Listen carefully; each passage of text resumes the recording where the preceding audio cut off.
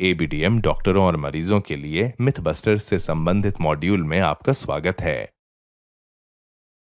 इस मॉड्यूल के अंत में आप सक्षम होंगे एबीडीएम का उपयोग करने के बारे में डॉक्टरों और मरीजों की सामान्य चिंताओं को समझने और उनका समाधान करने में। एबीडीएम के उपयोगकर्ताओं की दो मुख्य चिंताएं होती हैं। एक, राहुल की पत्नी राधिका जैसे मरीज और उपभोक्ता अपने हेल्थ रिकॉर्ड की गोपनीयता को लेकर चिंतित होते हैं। दूसरा, डॉक्टर राशिद जैसे स्वास्थ्य पेशेवर अपने मरीजों और उपभोक्ताओं से जुड़े डेटा की निगरानी के बारे में आशंकित होते हैं। आइए उनकी चिंताओं और आशंकाओं को दूर करने का प्रयास करें। जैसा कि हमने पिछले मॉड्यूल में चर्चा की थी, एबीडीएम में मरीजों के रिकॉर्ड की केवल एक सूची रहती है, वास्तविक मरीज रिकॉर्ड नहीं। एबीडीएम मरीज की कोई भी जानकारी इकट्ठा नहीं करता है।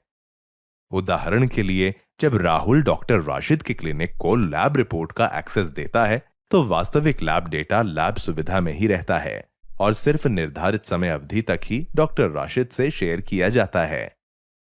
मरीज से संबंधित सभी जानकारी वहीं इकट्ठा होती है जहां वह जानकारी बनाई गई थी। उदाहरण के लिए, लैब रिपोर्ट लैबों के पास रहेंगी और अस्पताल के रिकॉर्ड केवल अस्पतालों के पास रहेंगे। यहां तक कि डॉक्टर राशिद, जिन्हें राहुल द्वारा एक्सेस किया गया था, सिर्फ उतनी ही अवधि तक लैब डेटा देख और एक्सेस कर सकते हैं जिसके लिए राहुल ने सहमति दी है। राहुल के लैब टेस्ट के नतीजे उनकी मंजूरी के बिना कोई भी नहीं देख सकता। दूसरी ओर, राहुल अपने हेल्थ रिकॉर्ड की एक प्रति अपने निजी उपकरण या हेल्थ लॉकर में इकट्ठा करना चुन सकता है।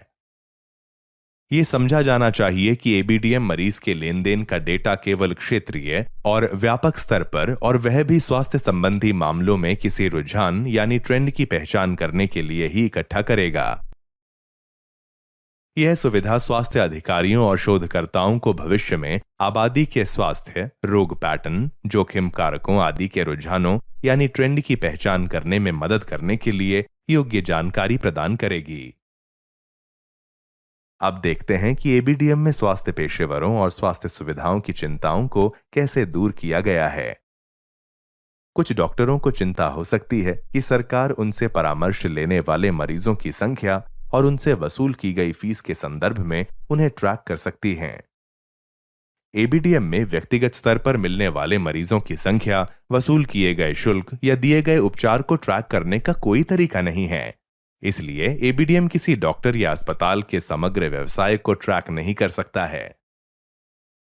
इस मॉड्यूल में हमने अनुसंधान, एग्रीगेशन और पॉलिसी मेकर्स के लिए डेटा के एकत्रीकरण और पेशेवरों के व्यवसायों अथवा प्रैक्टिस पर नजर नहीं रखने के बारे में जाना।